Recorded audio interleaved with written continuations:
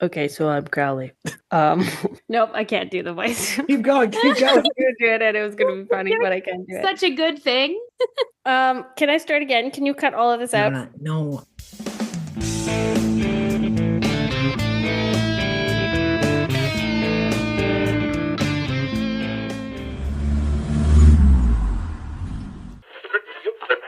Hello and welcome to Saving People, Queering Things. It's the Supernatural podcast where there are winners and there are also losers. Today we are recapping season 7 and handing out awards to characters from this season of Supernatural. I'm your host, Noah. My pronouns are he, him. I'm August, and my pronouns are they, them. And I'm Sam. My pronouns are they, them. Sorry. No, it's fine. It's fine. I was just giving you shit. Noah put Samson in the document. And my question to kick things off today is if you guys could add one mostly inconsequential episode to this season, what would it be and why? So, like, inconsequential, we mean like not changing any big plot points. Not That's kind of what we mean. made- Or not major, made. like not changing anything that changes like any big out. Yeah, sure. Mine might.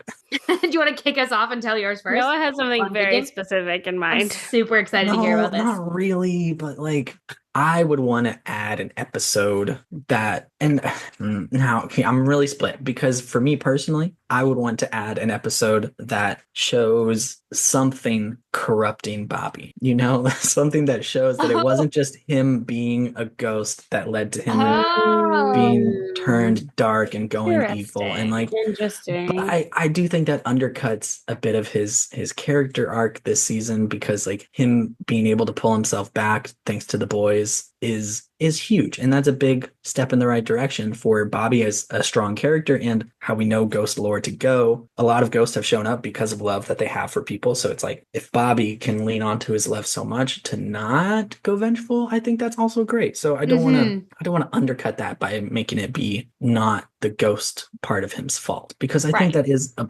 important part of his arc. So I'm split on that. Right. If not that, I would want an extra episode closer to the end of the season where Kevin does some shit behind the scenes while he's captured by the Leviathans and like fucks them up, you know, like fucks up their plans here and there. But like something that explains Kevin's like sudden badassery. Yeah, finale, because I like love showing it him so much. Doing that. But I want to see could- more of it. Have Kevin learning how to pick a lock. Well, see, that would also be part of it. Like a little flashback scene to like, oh, well, back in high school, I had to get out of my locker or whatever. You know, like some shit like that where it's like he learned how to pick locks because of something. And so then he can get out of the room he's being caught in, go around, mess something up, and then get back into the room before they notice. So the Leviathans think that he's been in there the whole time. They have him totally under control, and they can't figure out why the security cameras are on the In fridge. that scenario, why doesn't he just escape? I think it has to be because he sees that there are victims and he hears like the plan, right? And so he's like, well, okay. Oh, so he's like staying voluntarily because he's like,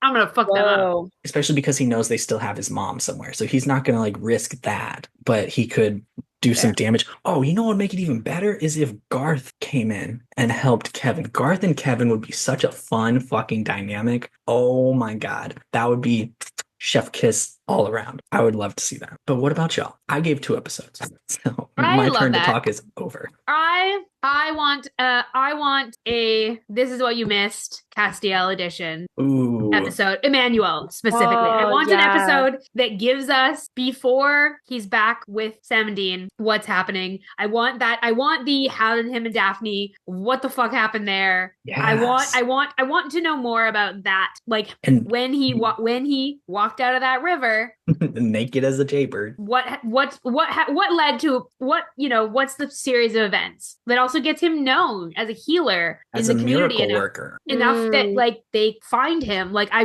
want to know that stuff because we really don't get a lot of information. No. And then he's just kind of back to being Cass. Bouncing not on his fully, wife. but like he's like mostly back to being, by the end of the season, he's mostly like, you're like, okay, yeah. And then, they're going to purgatory. Like we're missing a lot of information and I would love to fill in that fanfic gap. Fuck yeah. I love that. I want a background story episode on Charlie. Yeah. That was going to be my other suggestion. I'm glad you did. Because she like mentions all these things about how she like hacked into NORAD and like all these. Just like I want to see that. Right. Just like a non-supernatural episode at all. Like nothing supernatural not happens. Anything to do with the supernatural. It's just about her maybe in her like childhood or teen years. But maybe it's even like supernatural stuff is happening in the background, like in the side story, but she doesn't notice it, doesn't see it happening. She just misses it. Yeah. It's all around her and it's just her missing it. That would be so good. That would be funny. Especially if like, not to harp on Garth, but like if Garth was in the background, like saving her. Right. Like there is some link to the supernatural that we like. That we know. Yeah. Because we can see this. Which would actually be really, really funny. That would be really for funny. some reasons you don't know yet, but that also would be really funny for some reasons you don't sort know of like that episode in Community where Abed delivers a baby in the background. Yes. But it's like it's off in the distance and you can't really see it unless you're like. And they don't address it. They never address it. Never mention it. He mentions it one time, like 2 seasons later, and you're all like, yeah. What? They're like, where have you been? He's like, my own story. It's fine. Don't worry about it. And then he's like, I helped deliver a baby. And they're like, what? When? They're like, you did? Sorry, what now? It's so good. So like having Garth show up in the background fighting like ghosts or a demon or whatever would be so good. Yeah, that would be great. All of those episodes sound like a fucking blast. And if anybody out there knows the fanfic that pertains to any of these episodes, hit us up in the comments. Yeah, if this exists or if you want to make it exist. Oh yes, please do. Either of those is a valid option. Come join us over on our free Discord and you can share it with us all and everybody will hype you up. I'll give you a shout out. But anyway, now it's time to move on to our final recaps of season 7. Here is what you've missed on the road so far. And because we've reached the end of another season, we're going to do our classic special recaps where each of us picks a character to do the season through their perspective. Who would like to go first? Oh, I forgot about this. I did kind of lie, I guess, when I said we don't prep much. You did lie. I did lie. But in my defense, I forgot about this too. But that's just because I had my character. Well, in my defense, I am in my finals week, so you're so right. It's like your finals week. It's my last week of teaching. I'm allowed to not have prepped anything. I just so showed up. Mm-hmm. Yeah, it's the best I can do today. So maybe you get one of the easy ones. So you get the brothers. You can choose whatever you think is easy. One character. I kind of want to do Crowley. Ooh. Oh yeah, I feel like that'd be fun. 3, 2, 1, go. All right, so the Winchesters are still just bloody fucking everything up, and then this dick named Dick comes along, and I pretend to be buddy with him, and then screw him over because I don't want to work with him because I'm the head honcho. And then Dean goes to purgatory. Okay, so bonus points clearly go to Sam there for that. Incredible. Honestly, doesn't matter what you recap. The commitment to the voice. 10 out of 10. So good. Thanks. You said mate. You said bloody. So good. We grew up with British relatives, so fuck yeah. there was a lot of bloody in our vocabulary growing up. Jamie Actually, our family still says bloody. Oh, my aunt says bloody all the time. Jamie gave me a lot of shit for wanting to do an Australian accent during our next season of D&D, and I was like, I had Aussies and Kiwis around me constantly for like there you go 6 years on camp. Like I've got some experience there, please. August, who have you got this season? I have made notes. Because I breaking the rules. I never make notes. I'm allowed to make notes, but I fucking decide I want to make notes. I know. Yeah, that's cheating. As we have been reminded by our progenitor, August. Progenitor? That's like when the person that starts the whole thing, right? Progenitor? I don't know. You're asking the wrong person. I was homeschooled. August in Star Trek, the progenitors are the race that are like before everything. They started the rest of the universe, right? Star Trek reference? No. I think it's a real word, but that's why they call them the progenitors. Yeah. Okay, now we're looking up definitions for the second episode in a row. We haven't even gotten to the award. Person or thing from which a person, animal, or plant is descended. Okay, well, or a person who originates an artistic, political, or intellectual movement. I think this is a political movement. I feel like that. This is a political thing. No, it's artistic. My bad. Anywho, progenitor. I am ready. Wait, who are you doing? Are you not going to tell us until we start? Do to the season Wait, don't tell us until you start. Wait, it's okay. gonna be really obvious. But yeah. We know what? I think that's fun. I like Fun. it. We'll should see. do I'm that gonna from now on. speed run my script do you because want me to- because I have not planned. I've not seen if it's going to. If I can say all what I need to say in 3 seconds. Okay. So I'm gonna be quick. Perfect. Quick. Okay, anyone listening, if you have Squirrel issues mode. like listening to squirrel mode, people, feel free to slow it down to 0.75. Okay, it's okay. We won't blame you. Yeah, we talk real fast just in general, so that That's shouldn't be true. that surprising to you. Our normal that's self talk because fast. of gonna the turn it- tism. So Yeah, and the HD. the ADHD. The HD and the The We've HD got and the some tism. we've got some high definition tism over here. Oh no, definition no, but that's tism. my new favorite thing. It's so I have good. a high definition tism. That's the best way to combine them. That's so much better than Audi HD. Like that's so much better. High It's so much more definition. fun. I love that. It's Right? so I'm fun. like that. Fuck. Okay. Yeah, Okay. I'm Here such we a go. fan. Okay. 3, 2, 1, go. Dean fixes the Impala. They find Cass. Cass finally asks him for help, but Dean loses him anyways. Dean keeps the trench coat. He tries to take care of Sam when Sam starts seeing Lucifer. Dean kills Amy, gets judged by Osiris, has nightmares about Cass, has to lock up the Impala because of the Leviathans. They lose Bobby. Bobby comes back as a ghost. Dean looks for a faith healer for Sam, but surprise, it's Cass. But Cass is not like they remember them. They have a lot of drama. Dean spends several episodes convincing Cass to help them take down Dick Roman and the Leviathans. They lose Bobby again, and then Dean, with Cass, gets yeeted into purgatory. Damn, with 2 seconds to spare. Lord, you can talk fast. Yes, I can. Wow, that was good. That was really Nailed well that done. shit. Thank that you. Was so good. You wrote all that out? There's no way. Yes, I wrote that out we were just like shooting Shooting the the shit, shit. and then when Sam was doing their recap. I was Wow. I Okay. was Talent. multitasking. And again, the high HD definition tism. tism. Special interest plus time crunch. It's a match made in heaven. You got to give it props. Amazing. I love that. I love Wait, it. but I thought we were supposed to do it from the perspective of the character. No? Yeah, that was all Dean's That perspective. was all wasn't Dean's it? perspective. That was all Dean centric. I thought you were supposed to We've maybe never I'm just done. making You it took up. Wait, it as hey, say it hey. as them. Okay, the last you know what?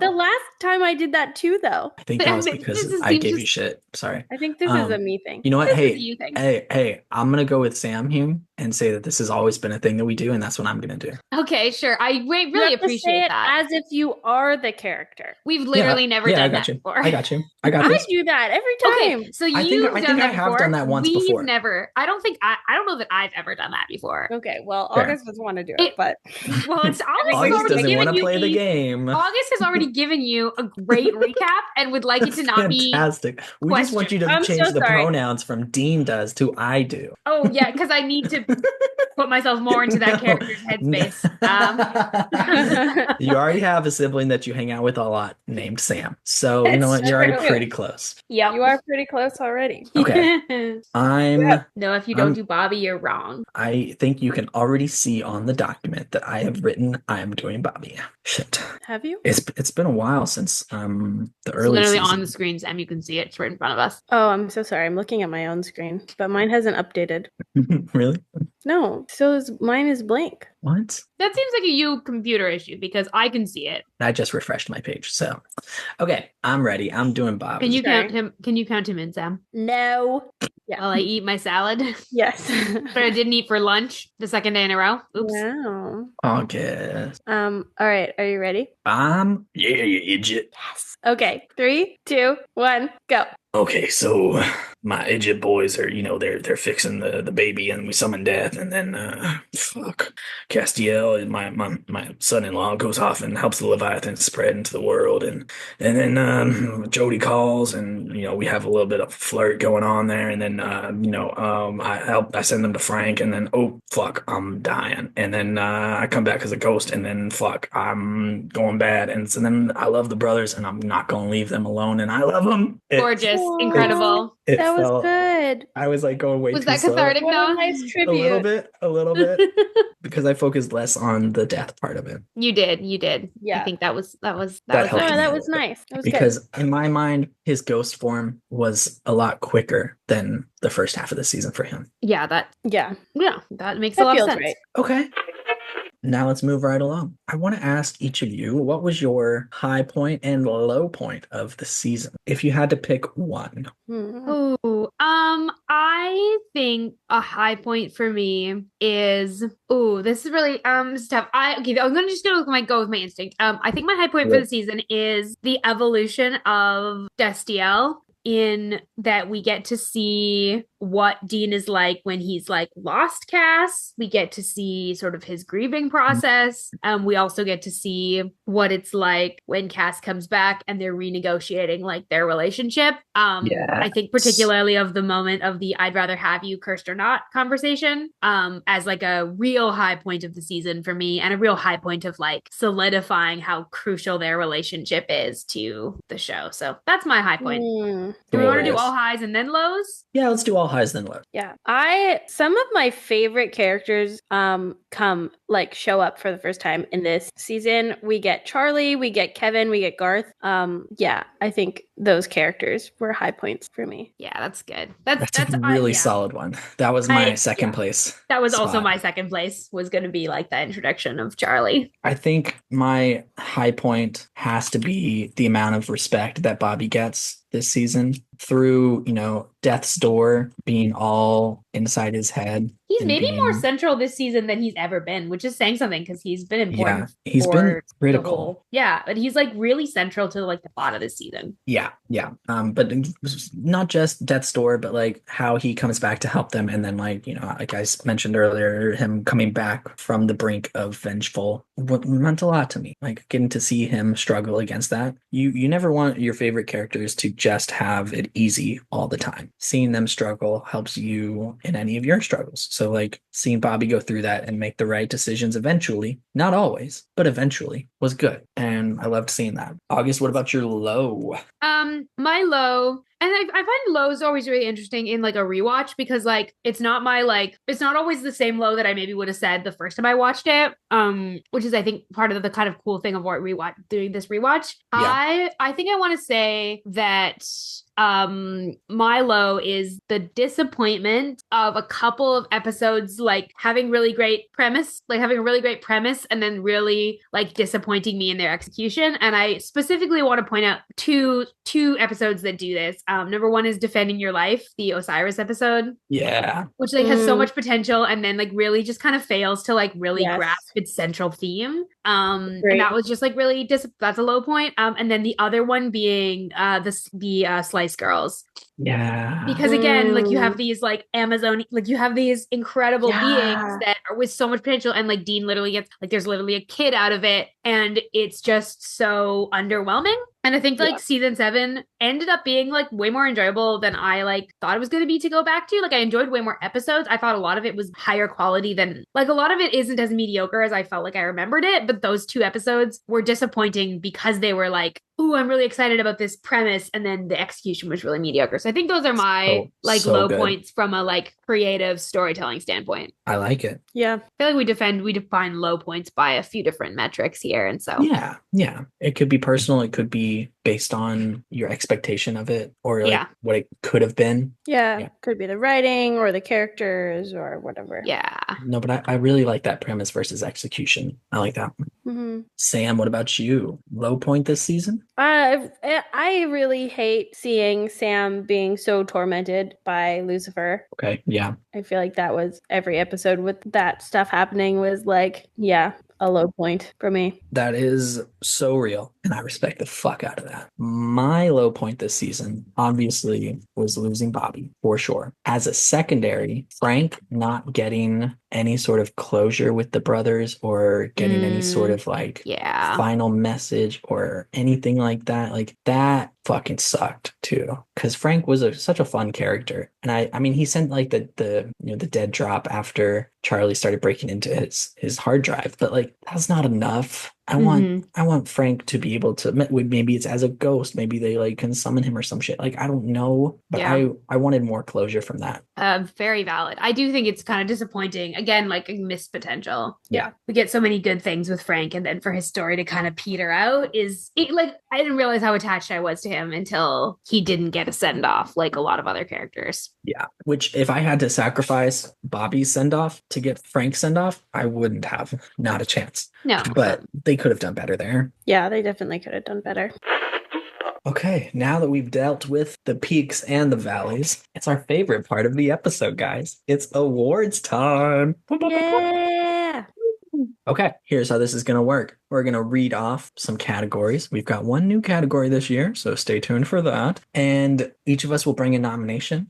Some of us maybe multiples, and then we will debate their validity as winning for the season. We're going to base these solely on what happens in this season. We might take into account previous stuff, but we will try to keep it focused solely on this season. Yeah. Like at the most, we'll take like for, character arc type stuff, like where they left off last season and how they go this season. So like we will see.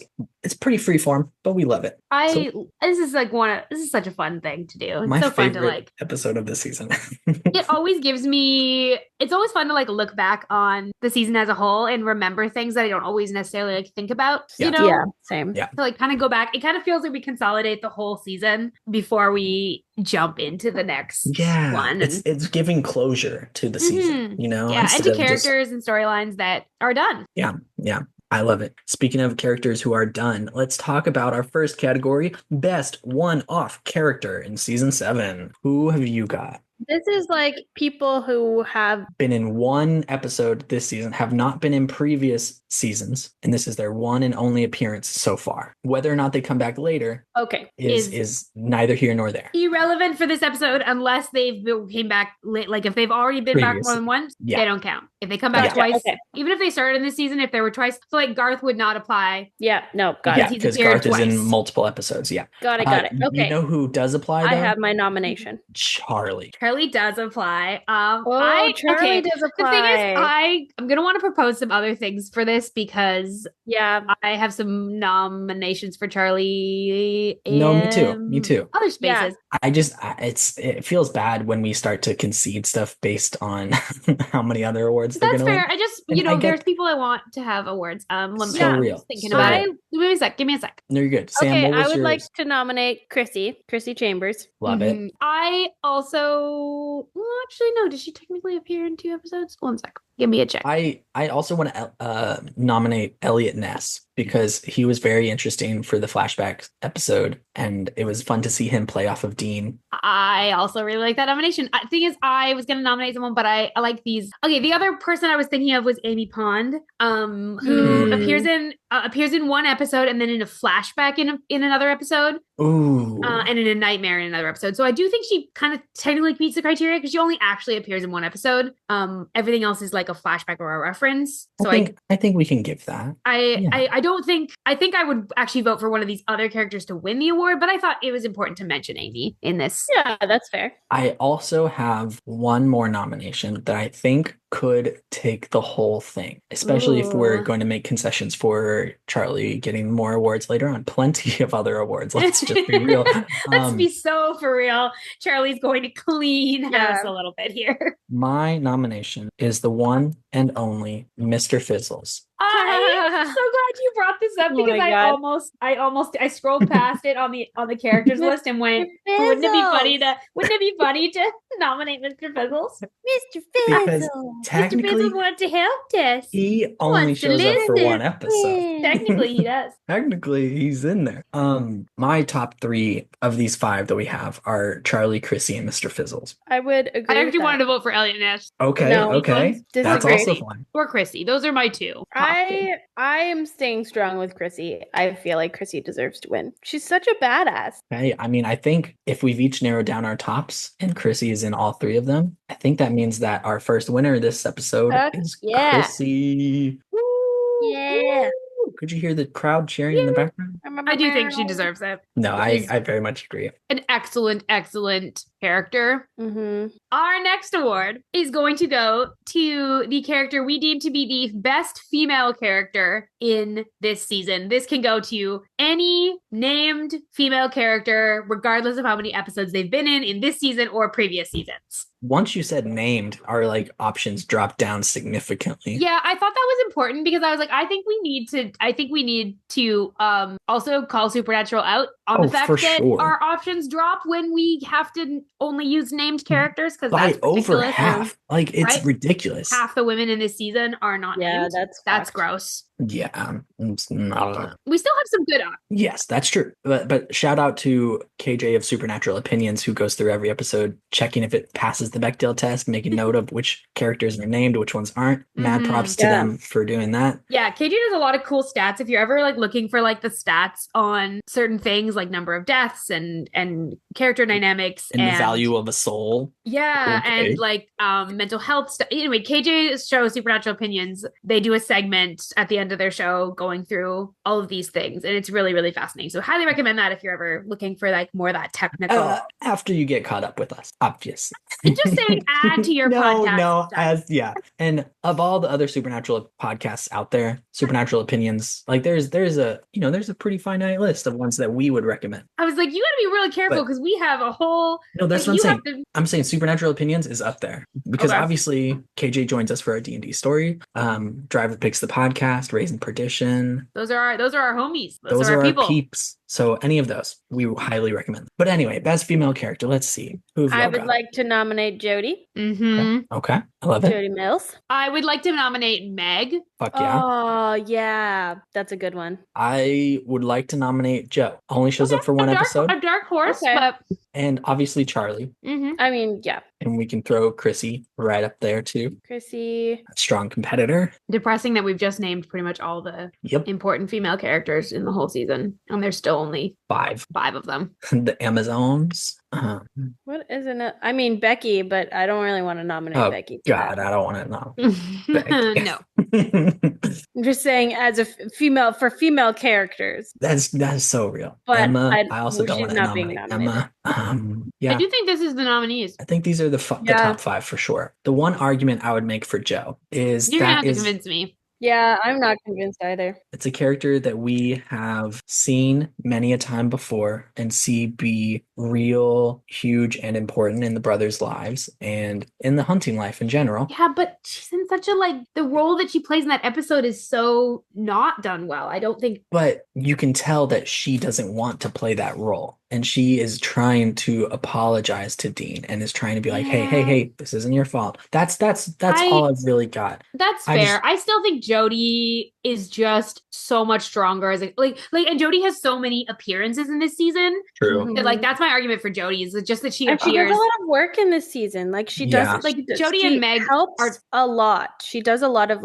emotional labor with especially Bobby once Bobby's gone. Brothers. Jody and Meg, both Jody and Meg are fundamental to the storyline moving forward. True. Yeah. I think I would be inclined to give it to Jody over Meg based on the number of appearances and how Meg doesn't do enough emotional work with the brothers, whereas Jody is doing real work and emotional work. Right, that's fair. And I feel like if we're talking best female character, I think we'll also come back to, and also demons are always, there's always a really interesting thing of demons and gender because Meg has been in a female vessel the whole time, but they're a demon. She's a demon. Yeah. That's also kind of an interesting factor. Yeah, it's does she... Gender is hard with angels and demons, and it's they are above that. Why aren't humans at this point? Let's fucking get on the game, humans. Not a joke. Sorry, sounded like a joke. It wasn't. I'm honestly pissed. People need to not be as tripped up over gender. Let's just deal with that. Yep. So let's give it to Jody. Yeah, Jody. Fuck yeah. Go Jody. Let's go, Jody. Badass Jody. All right. Now, our next award is funniest character. I feel like this one has a lot of potential. I agree. I've got 4 nominations on my own. Garth is my nominee. Garth is my nominee and will be my large, loud pick.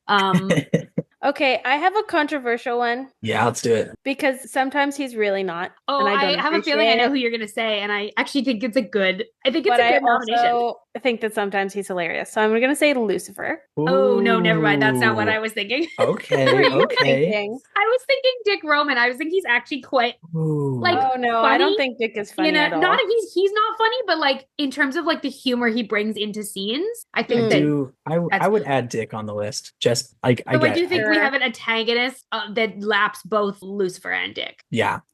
In humor. My other three nominees. Someone else want to nominate? Yeah, someone else want to nominate that Crowley's antagonist? always my nomination for funniest character, though, so I wasn't going to go there because I feel like I always do him. I have to nominate Cass, but it's mostly at the end of the season when he's like not sort being of intentionally stoner funny. Cass. No, oh my gosh, the honey. That's true. It's the not honey intentionally funniest character. It's just funniest to us. I also have to nominate Frank because also such a funny character. Is a good nomination. And Frank is kind of trying to be funny. Yeah, like and he's actually putting successful. humor into it, and him and Dean bouncing off of each other, fucking fantastic. Yeah, like Frank and Garth are trying to be funny, and they're funny. Crowley is trying to be a dick. Lucifer is also trying to be funny. I don't think Lucifer's trying to be funny. I think he's trying to be annoying in a way that he thinks is funny. Okay, he's trying to be. The thing is, I don't think he's trying to be funny to anyone else. I think he's trying to entertain himself. Yeah, oh yeah. Which I mean, to be fair, is the baseline of all humor. If you can't make yourself laugh from your jokes, why are you telling? You know. I feel like that's also how Crowley is, though. Crowley is yeah, true. Crowley's humor is mostly for himself. I also would be remiss if I didn't nominate Bobby here because it's my guy. It's my legend. He is funny in a lot of his scenes whenever he's in ghost form and he like figures out how to open the secret door and he's like, I've got it. And he swaggers off. Like he's just being a silly guy sometimes. I love it. Yeah. I don't think he's going to win this one, but I think these are good nominations. I don't know. They're very good. I think Frank, Garth, Lucifer, and Dick are my top 4. Oh, yeah. In that order. I want to fight for either Frank or Garth. I want to say either Frank or Garth for this one. I think I agree. Well, that's bad because we're all voting for the same. Someone text people. Elena for a tiebreaker. Okay, wait. I'll call him right now.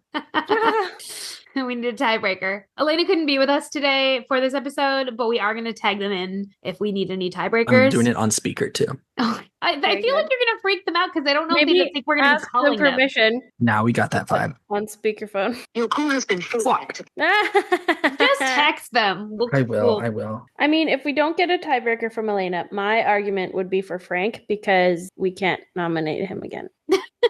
Best older character in another season. Oh. This is his one shot to get any awards. Just saying. That's all. We've had to do this every year where we have to make concessions. We have to make concessions. We give people an award because we're like, we're not seeing them again. Sometimes it doesn't work though, because sometimes we make whole new categories so Bobby can get a damn award and he still didn't win it. And then we just end up with more categories. It's really just our way of getting more categories. Yeah. Maybe if we're lucky, Sam, if we're lucky, we cut out the recap bit at the beginning and we just do more awards.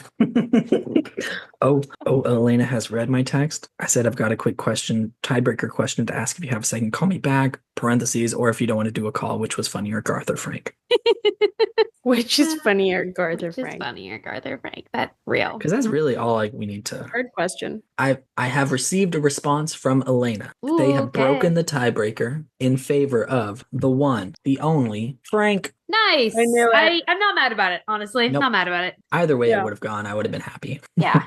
They're both very funny characters. And only one of them is going to get an opportunity to prove that again. So that's what I said. Okay. I forgot to make notes about this one, but here we have our best ancient character, which is anything over 100 years old. Basically is how we're really stretching the definition of ancient. Yeah. I mean, from a human perspective, are you expecting to live longer than 100, August? No, but like ancient generally means like thousands of years. Yeah. Well, yeah, but to be fair, most of the nominations we put up here are hundreds of thousands, you know? True. I'll throw it out there. Death, he shows up in the early season. I have 2. Okay. Hit us with that first one. Crowley. Okay. Because he's just iconic, always. Yeah. My next nomination is a character that gives me the heebie-jeebies every time, but I think that he's really interesting and plays it really well, and that's the alpha vampire. Ooh, okay. Yeah. Also considering him, and I was having a hard time coming up with a nomination, so let's definitely have him as the other non. Okay. I think I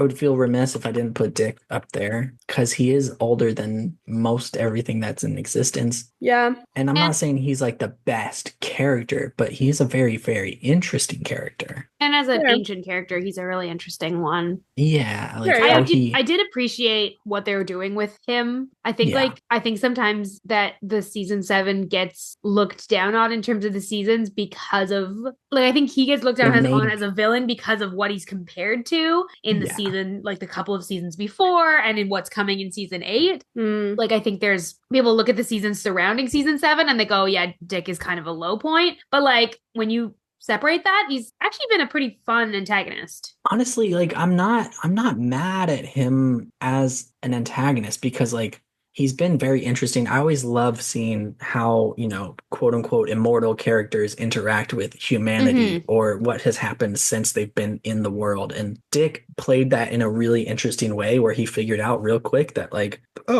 so corporations are the way to gain influence over a bunch of people. Cool. I'm going to do that. And I'm going to be slimy and skeezy and no one's going to care. That's true. That's true.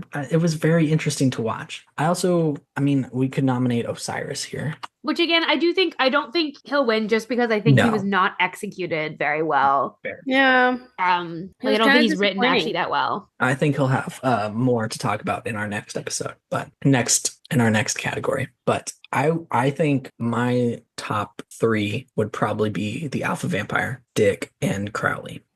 Death was fantastic. Don't get me wrong. Every fucking time he's on screen, I'm sad. Oh, yeah. But he didn't have as much of an impact on this season. Yeah.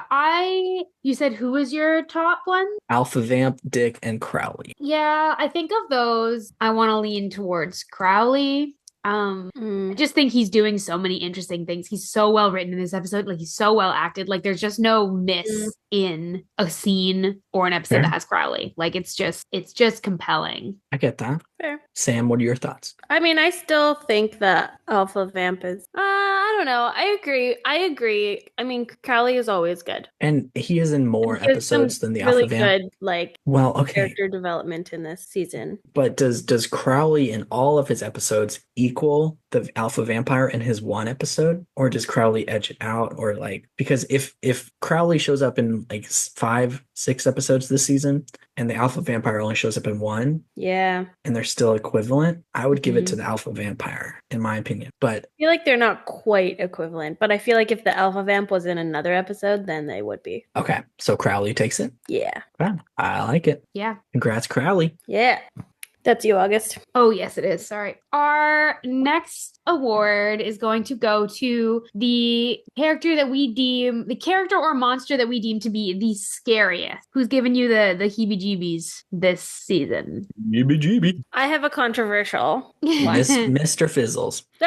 You've said this already. You're just going to be full of controversial takes tonight? Yeah. I think so. I am going to be full of controversial takes. Let's fucking do it. So this pick of mine is more on the emotionally scary and not jump scary. That's valid. I'm gonna go with Ghost Bobby. Oh, fuck. I fucking love this take. Fuck. This is a good take.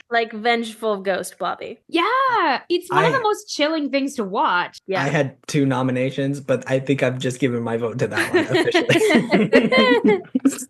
Fuck. Oh my god. Because it's Sam. ooh, It's I really hadn't even considered that, but you're so right. Yeah. It hurts. It's hurt you scary. Yeah.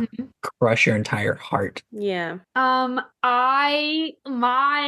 vote is going to be for all the Leviathans in cast. Ooh. The very this is literally from the premiere episode. Could we extend that to be Leviathan's parentheses in cast? Because they are still semi-scary. It's really about their presence in cast. That when they're embodied in cast, and it's sort of like the crack of his neck and the spidey veins and that sort of manic sort of energy. A lot of this is just down to Misha acts this so well. Oh, he kills. Yeah. But I think it's one of the more scary moments where you realize not only is Cass gone, but like these unknowable have so much creatures. power. Yeah. Because they're in his vessel. Yeah.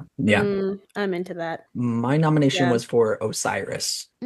Because he is, this eldritch god type creature who can bring witnesses from your past and summon them up, and he can judge you whether or not you're worthy of life. Like, okay, that's a little intimidating for sure. Yeah, that's fair. Yeah. Don't like that. If any one of us got summoned into a courtroom and then had to like face people that he deemed that we had dealt wrong, that wouldn't be a great time. It obviously wouldn't have near as high stakes as the brothers' trials do. So like, no, but it would have. Yeah, it would have big emotional stakes for sure. But speaking of emotional stakes, my vote's got to be to Bobby.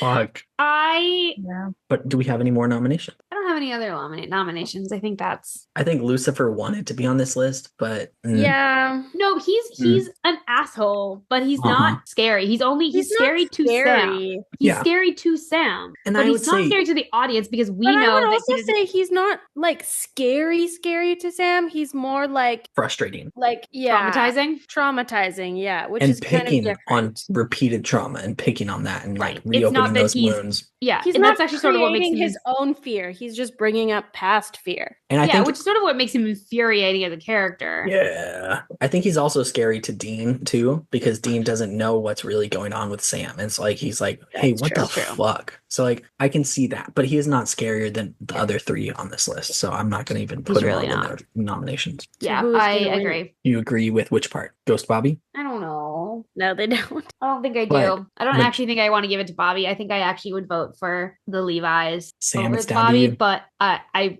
probably going to lose this one. I mean, the Leviathans and Cass is a really good nomination. Oh, for sure. It's strong as fuck. I still kind of want to go with Bobby though. Ghost Bobby. Valid. It's first award this season. Okay, there we go.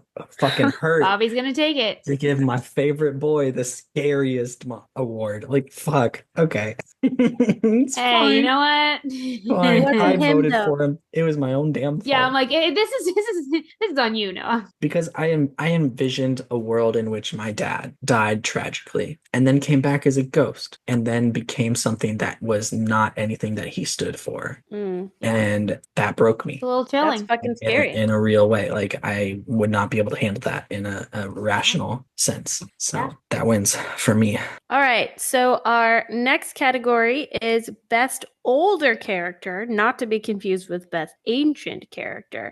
This is older character is categorized as like 45 to 100 years old. So like human. Usually human. Usually human. There have been some werewolves that have been right applicable. But it's generally a character that's like humanoid. Yeah. And like not generally a monster. Yeah. Or not like an antagonist monster, at least. Yeah. Which, speaking of, I'm going to go ahead and nominate Bobby. I knew it. Really? Had to. Oh, really? Surprise. I also think we should nominate Frank for this one. Yes, we should. He's in that category. Yeah. I also think we should nominate Rufus. That was mine. Fuck. Sorry.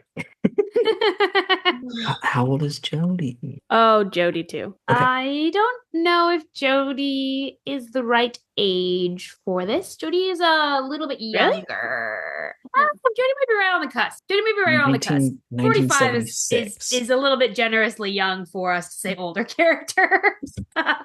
That's true. Sorry, Jody. All right. When did this episode come out? Or this season? 2011? But also, Season how old was 7, the character? Yeah. 1976. 35. Yep. Jody's off. Yeah, it's like I think Jody's a lot younger than you're thinking. Maybe Sorry I'm to thinking anybody of out Jody there in who's later 35. seasons.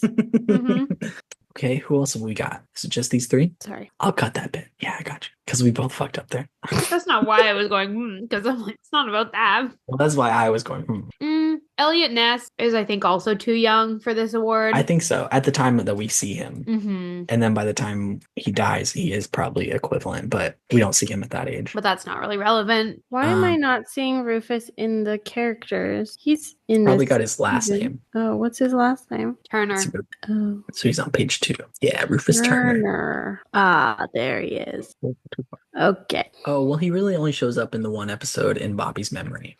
Yeah, that's what I was thinking after after I said that, I was like, I mean, he is significant. I think like the same rules I feel like that bring Joe in as a nominee. It feels like he's in more than he is because he is such a significant. His memory comes up a lot. He's really crucial to that episode for Bobby. They go to Rufus's cabin. Yeah, exactly. His presence is very strong, even though he's not actually physically there. He writes a note to Bobby, like on the alcohol that Jody and Sam find. Mm-hmm. Okay, I think it's between these three. Hard because I really can see good arguments for all three of these characters. Should I text Elena again? I feel like I'm bothering them on there. I just feel like we should be able to figure this one. I think this one we should be able to. We're not deadlocked. We just need some arguments to like be even. I don't want to argue for this because it hurts me a lot. But I think Frank deserves it because he doesn't know these boys. He just knows Bobby. And because he knows Bobby, he knows like Bobby talks about his sons and he assumes, oh, well, these are his sons. Sure. So I'm going to help them. And it costs him his life, but he doesn't hesitate to do that. Like he makes them prove themselves, sure, but he would do that with anybody, whether or not they knew Bobby or not. So for him to go this hard, that fast, and to let Dean sleep in his office while he's continuing to investigate stuff, like that shows a genuine care. I also think he's just like a really well written character. Like for the fact that he is kind of like in and out, he's definitely a side character. He is really like memorable. He's really memorable and he has a big impact on the story. And he's such a like unique, very specific kind of character. Yeah. I'm quite happy with this being a Frank win. Sam, any argument against? No, I agree. Okay. Second win for Frank tonight. We love to see it. Wow, nice. Yeah. Well, in a total tonal shift, we're now going to move into our most unlikable character. Because all three of those last ones we loved. But this one, I think, well, okay, in my opinion, there's one that takes it. Okay. I'll let you say yours first because maybe they'll overlap. Yeah. Okay. Lucifer. Yeah, okay. I was gonna put Lucifer on the list. Dick. Okay, there's mine. Obviously. My other one only shows up in one episode, but it's a zinger. Bobby's dad. Oh fuck. Oh yeah, that's you know what, in terms of like visceral anger that I like unlikability that I find for a character. The field has opened up, guys. The field is back open. And this is no, actually that I can't. I will do this. I will do this later. There's a character that I want to be like, why are you making the decisions you're making? But like that's not really relevant for this. Okay.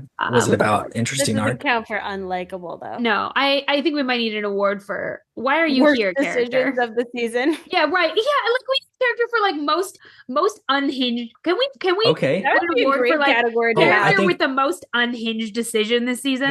I think that would go great after character with the most opportunity to chanch. Yes, exactly. Right? Okay, cool. Okay, cool. New award in the bank for a few minutes from now. So good. Okay. I also want to what's his name? Edgar, also deeply unlikable. What? Okay, no, that's fair. Who's Edgar? He was Benito Martinez. He's one of the head Leviathans. He's like the second. The one that I was like, right. He's also pretty unlikable. I mean, he's like incredibly well acted, but I think the character's unlikable. Yes, I don't think he's as unlikable as the others, so I don't think he's gonna win. But if he won over Dick, I would be Dick is way more unlikable. For us. Really don't know. Lucifer is so unlikable. He's just so unlikable. Every time he's on screen, I'm like, you're just such a fucking asshole. And in this season, he just goes from being like a truly like actually good villain to just deeply unlikable. I don't know. This is when he turns a corner for me from Lucifer being an interesting storyline to Lucifer being like, oh yeah, holy fucking irritating. And that's maybe a personal bias from me. Well, but well deserved because when of I feel like the change happens. Nasty ass behavior. Yeah, it doesn't help. Foul. That's fair. And I get that. In this season, and from my point of view, he was less unlikable and more just like annoying and frustrating. And it was like, okay, nobody cares about you. Move on. Shut the fuck up. Fair enough. Whereas Dick and Bobby's dad had me frustrated beyond all belief. Bobby's dad had me screaming at the TV. I was like, you fucker. God damn. I hope you fucking die in the next 5 minutes. Otherwise, I'm going to turn off this episode. And then it turned out pretty good. But I liked Edgar a lot, and that's me. Maybe I'm influenced by Benito, but I liked his portrayal. Yeah, no, I do think he's not actually he's not in the same echelon as these other characters, so I do kind of want to renege that nomination truly. No, it's not actually one I want to vote for. It's just it's a good honorable mention, as Sam said. I think I would be quite happy giving this one to Bobby's dad, just because we usually give this award to a character that we just like deeply dislike.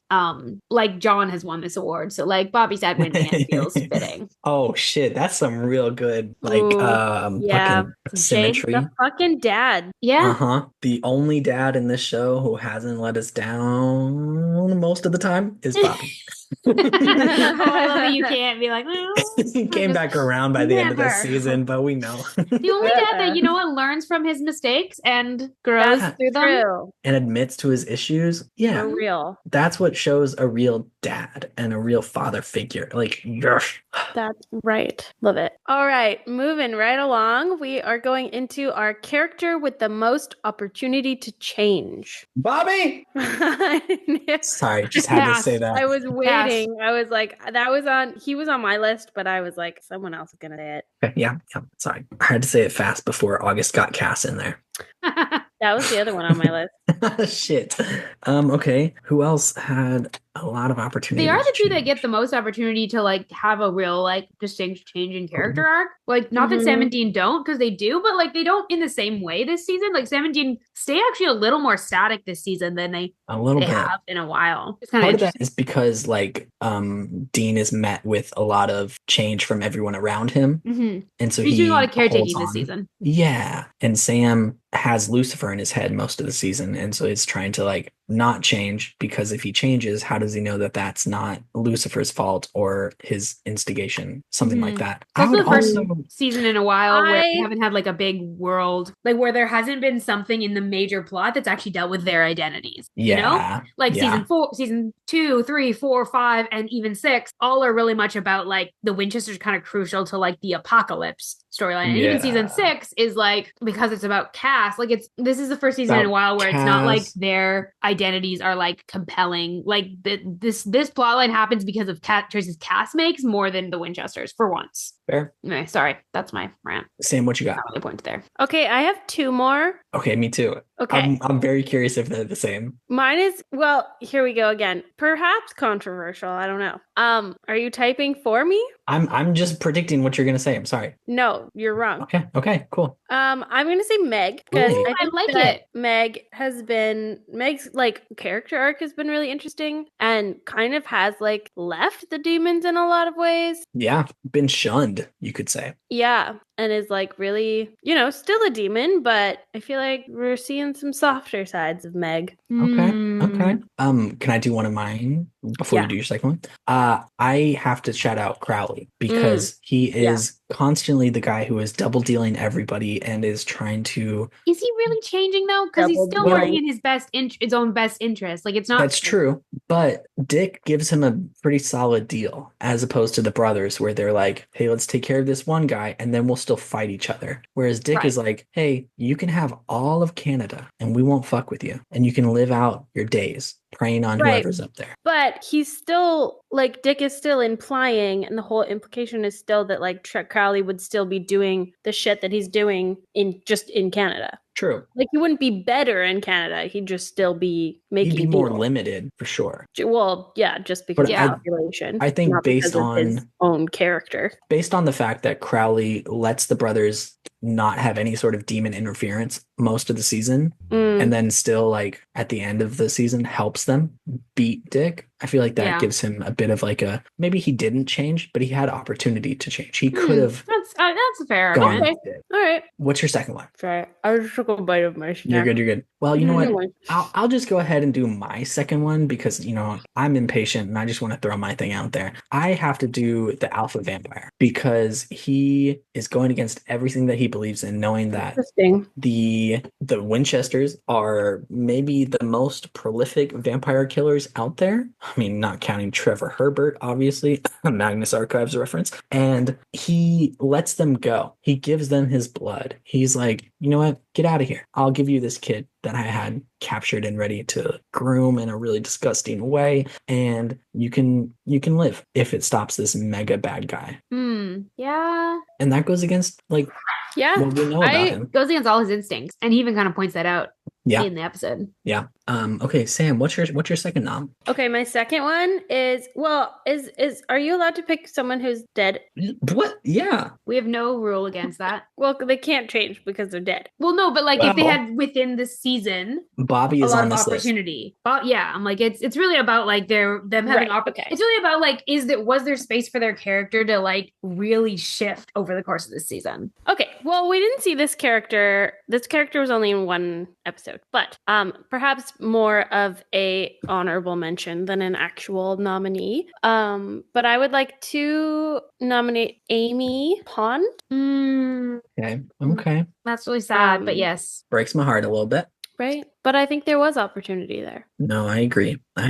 Wish we could have had more character development. Lots of potential there that was really sadly lost. But yeah, I like that a lot. August, what are your tops here in these nominations? My tops in this. And then who are your bottoms? Can I just say who I actually want, who I actually think I would vote for of these? They're ignoring you. I don't know. We've got six names. I'm just ignoring that whole. I didn't hear it. I just am ignoring it. It's a real big oldest sibling move. Oldest sibling / teacher move. I'm gonna pretend I didn't hear that. I'm just gonna move on. I'm gonna keep walking, and if I don't hear it again, we don't have a problem. So who's your bottom and who's your switch? I'm gonna vote for of this group. I'm actually gonna vote for Meg. I think she not only had the biggest opportunity to shift in this season, and she really makes the biggest. She really shifts from being an antagonist to being an ally, and I think we see her warm up as well. We see her really invest in a relationship that with someone that should by all rights be a mortal sworn enemy. And we see her really kind of care for Cass. And also work alongside of the Winchesters. She would be of these characters. It's tight. I would say Bobby and Cass are my next two on this list. They're the next closest. Probably Bobby and then Cass. But I do want to say I think Meg is my top choice. Okay. My vote this season has to go to my boy Bobby because he had plenty of opportunity to change. He took a lot of those opportunities and did change because he stayed behind from the Reaper, and then he leaned a little bit too vengeful, and then he changed from that even. So I would be remiss if I didn't vote for him this season. Yeah, hard to argue, honestly. I'm not really arguing against Bobby here. And I'm not trying to argue against Meg because I do. No. I hear your argument 100%. It's very good. I would be happy giving this award to Bobby. I'm just going to say, I am not anti. I'm not anti giving this award to Bobby. I just needed to make my Meg pitch. Fair, is all. Fair. Sam, you're gonna have to probably tie break this one. It all comes down to you. No. That's why you speak first, and then you never have to be the tiebreaker. That's true. I need to get better at doing that. Strategy. I don't know. I think that I would lean more towards Bobby, but Meg is a close second. Noah's trying so hard to be I'm cool. Noah's trying to be chill, but he's not being chill. Not being chill. This is technically his second win because Ghost Bobby won the scariest earlier. So I'm okay. He's won two this season, and it's his last opportunity to, and I haven't even gotten to the rest of them. So it's fine. I'm so happy. Thank you, Sam. I wouldn't have been mad if you picked Meg, though. I get it. Sure. Let me just finish in my mouth, and then I'll intro this next one. You said sure. You know what? I might have been a little salty. Maybe I would have edited some of Mo's choices our next episode, and Mo makes a dumb decision. Well, you know what? I write the descriptions of the episodes, so I can make you sound real bad. And in the description, Noah's a fucking piece of shit, and he changed shit. That's real good. You should do that. I'm really excited about our next award because it is a new award this season. it came about because I was thinking I wanted to give an award to, and it's less of an award and more of a like big old question mark of like, why did you make that choice? And so this is the award for the character who made the most unhinged choice of the season, aka the queering things. WTF, bro? Yeah, exactly. And I want to give this award to I want to nominate for this award in the inaugural season. I want to nominate Daphne I saw this man come naked out of the lake, and I thought instead of Daphne, making sure that he's okay, I thought I would marry him without asking nearly as many questions as I maybe should have. I think that's just a truly unhinged choice. Misha Collins is fine, not for sure. He's fine. But still, girl, what the fuck? Come on. So that's my nomination. Be an adult for this inaugural award, but I will happily take other nominations. It's just she was the character that made me go W2AF in this season. Can we make this nomination even if we have proof of like why they made that decision? I think so. Why don't you say who it is, and it will potentially add to the debate of it of like, does it qualify? Because it's really an unhinged choice. I'm gonna nominate Becky. Oh yeah, no, Becky absolutely deserves this. Sure. You can make an unhinged choice and know exactly why you're making it. It's still unhinged. Yeah. Okay. Cool. Yes, that's a good one. This is exactly the kind of choice that I think that deserves this award. Yeah. Having some real big and Becky's might actually be worse because we know exactly why she's doing it. Daphne, we just like don't have a lot of information. Yeah. And Daphne met a naked person and took them under their wing and then married them at some point. Becky read about someone, figured out they were real, and then figured out a spell in order to seduce them / assault them. Yeah. Which like it's hard to I mean, it's unhinged choices. It's not uninterpretable choices. Right. It's it can be a choice that made sense in their own brain. That doesn't make it any less insane. Unhinged. Yeah. I think they're both like on the same level of fucking unhinged. Yeah, we just know that Becky's we know Becky's is nefarious. Hers is more premeditated. Yeah, and Daphne, we just like don't have enough information. It might be, but we just don't know. Sam, do you have a nomination, or are you going to be the tiebreaker right here? I like both of those. I don't think I can top them. Okay. I would like to give it to Becky. I feel like Becky deserves it more. Becky's sort of the definition of this. And even if I came up with this award because I was thinking about Daphne's choices, I am not going to give it to Becky. Well, no, I think Becky exemplifies the spirit of this award. I think we can do a Becky parentheses Daphne. Right. Yeah. Daphne, if we had more information, if we had more information, might fit. We just don't have enough information, and we do with Becky, so we can say Becky is for the unhinged choices, I feel like that's one that we can give a first and second place to. Because it's like, okay, guys, come on. Yeah. I like that. I like it. Okay, character we would most like to see back. Chrissy. I have a long list, actually. Okay, yeah, I like it. Let's go one off. This is also the one we've said that Charlie. We've said that this one can really be multiple people because this is a list more than this is I think we have to narrow it down to a top 3. Yeah, rather than like the whole list. Charlie is the top of my list. Okay, Who else? Mr. Fizzles. Mr. Fizzles. Because it's just gold. I also had Garth. Kevin is also. Sure. Isn't this supposed to be characters we've only seen one time? Or is it just anyone we want to pick? I think it's anyone introduced in this season. That and anyone we'd like to see back so much longer. We don't know for sure. We don't know for sure that they're going to be back, theoretically. Yeah. So, theoretically, based on what we know, even if Sam and I, we do know, but like. I would have added Frank onto this list, but I'm pretty confident he's dead. So I would That's really the only person that No, because that's the only person that eliminates. I mean, I guess you could put him on this list. You can't put him on the next award, but you could put him on this award. I'm gonna hold off because I'm pretty confident he's gone, and I hate it. But who else have we got? I do think that's pretty much Chrissy. Chrissy's the first one on here. Chrissy, Charlie, Mr. Fizzles, Garth, Kevin. Garth, Kevin. I mean, I always want to see Jodie come back. Oh, okay, yeah. Well, this isn't technically her first season. I don't think it has to be their first season. I don't think we ever. Okay. I think it's just characters that like any theoretically that are not main characters. Any side characters. Yeah. Not even secondary characters, but side. It has to be someone who there's no actual guarantee based on the plot that they would come back. Yeah. They could theoretically just never appear again, and it wouldn't like be weird. It wouldn't be like that weird. It wouldn't. It might It might be a little weird that they never get mentioned, but it wouldn't be like.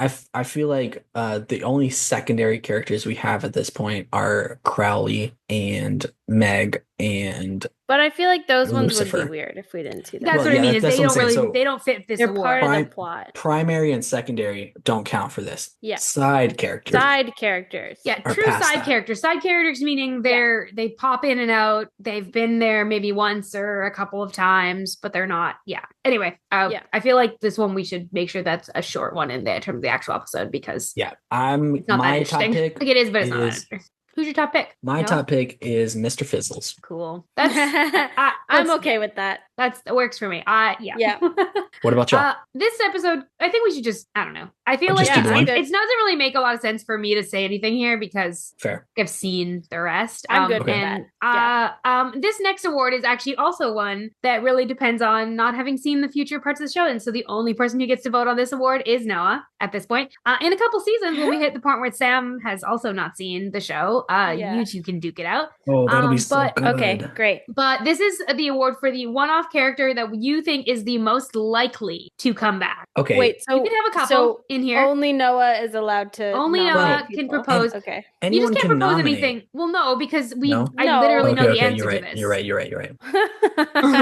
the only one who can say anything about this because it's really your predictions for who you think is coming back. That's really what this award is. So here's my 3 nominees: Chrissy, Mr. Fizzles, and Charlie. And the one that I'm going to pick without a shadow of a motherfucking doubt is Charlie. Woo! Yay. Guys, for the first time, I won. I'm pretty sure. You won. Sorry. No spoilers out there to anyone who's watching along with me. But I'm very confident about Charlie. I feel like you have some inside information. I've got plenty of GIFs. All right. Well, moving on to something a little sadder, perhaps. Oops. Oopsies. Sorry. Whiplash. We are now going to do most tragic character. Does this one have parameters? Nope. I don't think so. No, it doesn't necessarily. The main parameter is that we are going to have we have an award for saddest like death. So this is not that. Yeah. This can be tragic in a really broad sense. It could be that they died, but we've talked a lot of characters that they don't have to have died. A lot of characters that have won this award, it's because they've like if Bobby had turned dark and not been redeemed, that would probably fit this criteria. Well, let's talk about my first nomination. Okay. My first nomination is Bobby. Okay. You're going to have to convince me that his story is truly tragic because I don't think it ends tragic. Well, whether or not it ends tragic, he went somewhere that he would have never wanted to go. And not just that, but he did it in front of his boys. And he made them question whether or not pushing him off to the next world is the best decision or not, because they loved him so much. And because he put them in that position, that broke him even more, that it broke him out of what ghosts naturally go through. That's pretty fucking tragic to me. You make some good points. Sorry. Yeah, you know what? It's not a bad argument. Yeah. I want to hear more nominations though. Please go ahead. Wait, I have a question that I need to ask August over text. Okay. Yep. So while you do that, spoiling anything. While you do that, August, what's your nomination? I think Amy Pond is one of the most tragic characters in this season, not just because she dies, but because the circumstances around this are really like she deserves a lot better and she's trying and it just like goes south and she kind of gets caught in the Winchester's crossfire and I think that is really sad. Yeah. I also forgot that she was acted by Jewel Sight of Firefly fame. Yeah, which is also just phenomenal. Yeah. Okay, I have an honorable mention because I don't think that it's. I'm hesitant to say this. I want to say I don't think it's that. It's big enough, but then it is pretty tragic. Sam, do it. Okay, I'm gonna nominate Polly. Ooh, Polly. That's also a good. Polly, Polly. Oh, okay, cool. The girl who Dick poisons as a presentation in front of the rest of the Leviathans. Yeah, that's fair. It's a good mention. Never had a chance to really learn enough of her story to. Yeah. But she didn't deserve to be treated like that for sure. No. I got that. Yeah. My vote's gonna go to Bobby. So, y'all, are you? Okay, my vote's gonna go to Amy. Pond. Okay, Amy Pond wins it all. I was trying to speak first so I didn't have to do a tiebreaker again. You still kind of did because Amy was my nomination. Right. You're still kind of a tiebreaker, but True. Okay. Okay. Well, let's move on to the next award. Character with the most interesting arc. Someone else nominate my boy. So Bobby has a really interesting arc this season. Thank you. Okay, I'm gonna say Sam also has an interesting arc. The same arc he had last season, basically. Because it's really just about the hallucination. Okay, rude. Like, that's not nothing, but it's still okay. Fine. Shit on my ideas. Welcome to the podcast. Shit on Never my ideas. mind. Why don't you?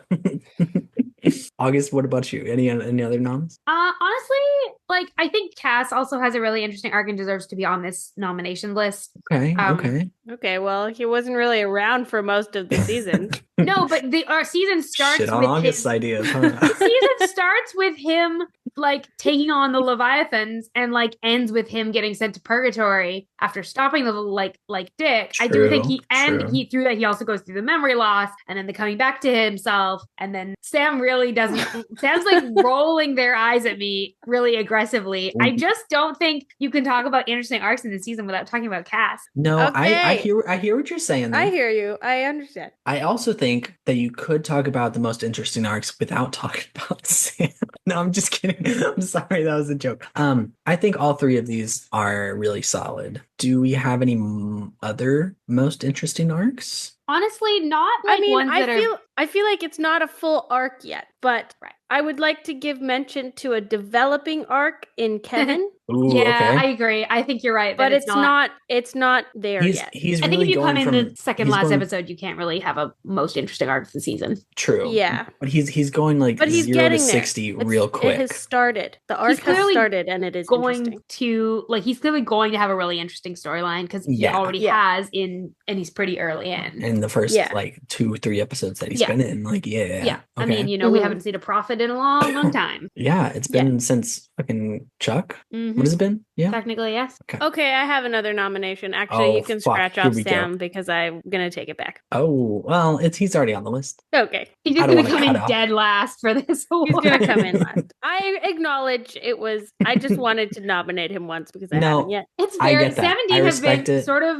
neglected in this. We which have speaks been to this season them. really not centering around their storyline. That's very true. Okay, I would like to nominate Meg. Okay. Yeah. Okay. Because she has I think her arc this season is really interesting with the way that she is leaving / shunned by the demons who are her family, essentially. Yeah. Going off on her own and helping the humans. I feel like she's kind of like searching because she's like, half the time she's like, meh, I'm not helping you. This is all for me. I'm a demon, meh. And then she sacrifices her vessel in order to drive Baby as a distraction. So it's like exactly like she's yeah. No, I see that. I feel like with Meg, we're getting like an abbreviated arc because like I feel like a lot of her arc has happened off screen this season. Like she's been going through so much stuff. We've seen a lot of change, but we haven't gotten to watch most of it happen. Yeah, which that's fair. That's a good point. If we're going back to the opening question of the episode, I would love to see like where Meg's been this whole season, that would be really cool. That'd be a cool ass episode. Totally. Yeah. Fuck, missed opportunities there. Yeah. Okay, not to be a broken record, but my vote's going to Bobby.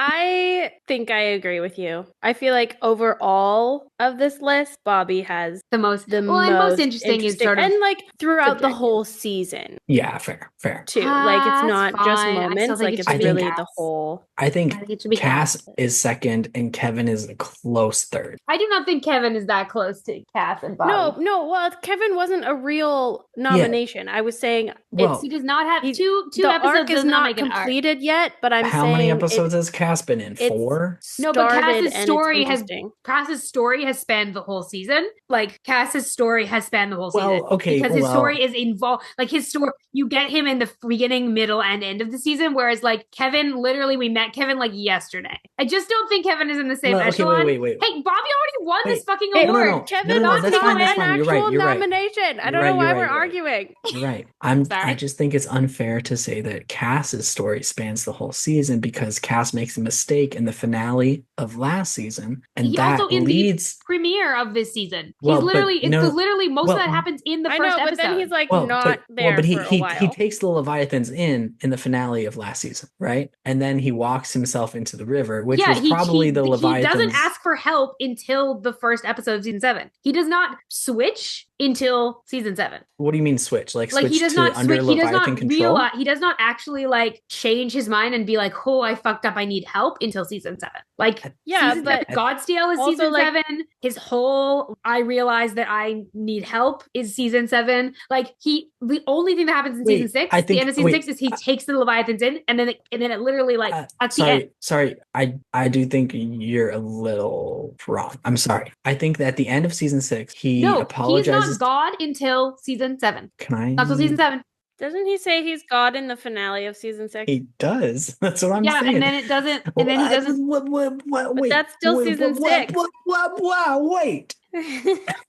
First of all, I agree with August. This argument is irrelevant to this category. Getting heated. To Sam, I guess. Sorry, I think it was Sam. Yeah, okay. Like that you're like, you are right. Like, I don't know. I just think it sort of doesn't. I think that it's sort of semantics to be like, that means that Cass's arc is not, this isn't a season 7 arc, because it like very much is. Well, I see what you're saying. That arc is not like, yes, the like whole like Leviathan stuff, like a lot of that is season 6, but like season 7 is like his actual like demise in the river, and he comes back, he marries Daphne, he like has this whole life, he's a like fate miracle worker, he remeets up with them, and then like everything happens and he re-allies with them. And I'm not trying to say that that's not interesting and evocative, not at all. I just am sad Cass hasn't won anything yet this season, Noah. Bobby won like fucking 3 awards. I'm sorry. I'm sorry I decided this was the hill to die on, because now I realize I'm being a little bit of a pedantic asshole about it. No, you're so right, Bobby. This is his 3rd one. Like, it just got. Oh fuck. I just got intense about it. Okay, well, let's go on to saddest death then, okay? Because I think Bobby's gonna fucking win this one too. Cass could be. No, Bobby's gonna win this one. Cass doesn't die in this season. Like, he comes back. Bobby actually stays. Well, yeah, but like it's not as sad because. Does that not count? It has to be like dead. Okay. Dead. I think that Bobby's is sadder. It doesn't say dead though. It says no, death. but I think Bobby's is sadder still. Can I propose something? Yeah. If we're gonna give saddest death to Bobby, I am willing to retroactively award Cass most interesting arc. That feels like you're. It feels pedantic, sure. It feels like you're just. No, feels like a consolation prize. Well, what were you fighting for? You were fighting for a consolation prize, right? No, I was fighting for a real win, and now it feels like you're giving it to me just because Bobby's gonna win another one anyway, which is true. Which is kind of true, yes. But no, I don't want it. I want Cass to win an award on his own. I'm sorry. I feel like there might be another one he can win. He's gonna just win Best Angel again. We don't have a Best Angel. No, we don't, because we realized Cass would win it every season, and we took it away. So we made it Best Ancient, which went to Crowley. Why does it keep happening? Okay, so obviously Bobby has been nominated for saddest death. Yep. August. No arguments. We can rewind the awarding of the winning, so the listeners won't know that we gave it to Bobby originally. I'll even really act fine. Like all sassy. I think this is way funnier. Also, that seems like a lot of work for you. Maybe to make that. Also, that is not authentic. I thought we were authentic here on this podcast. I'm really just being. Wow. A little bitchy now. So like, it's really okay. We can just. You deserve it.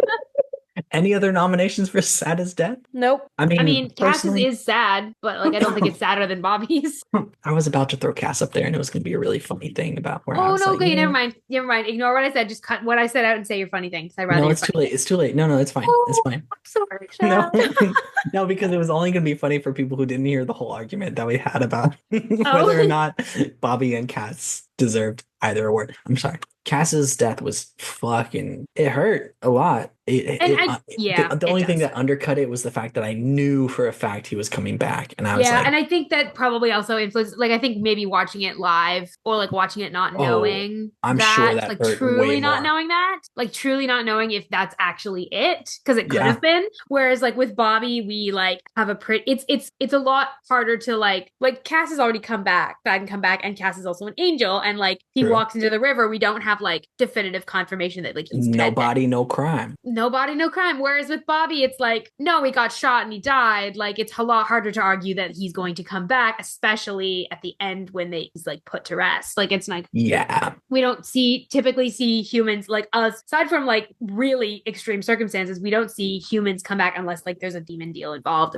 Or like an angel deal involved. Like, so I do think Bobby's is like really more sad for that reason, because you're like, oh yeah, that's it. Especially once we get to the end of the season. And it's like, this feels pretty fucking final. It does. Sam, any thoughts? No, I agree with Bobby. Yeah, it's really the Bobby show today. No thoughts, just Bobby. No thoughts, just Bobby. That's what you wanted, Noah? It is. A little bit, yes. And you know what? We gotta give you this seat. We gotta give you this because of all the seasons, honestly, of all the awards we have made to give Bobby awards. You know what? Honestly, if Bobby cleans house today, that seems it's just making up really for the fair. Prior seasons where we made new categories and he still didn't win them.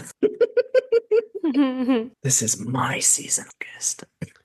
Really is. Sorry. It really is. Now I'm being bitchy. I'm sorry. You're good.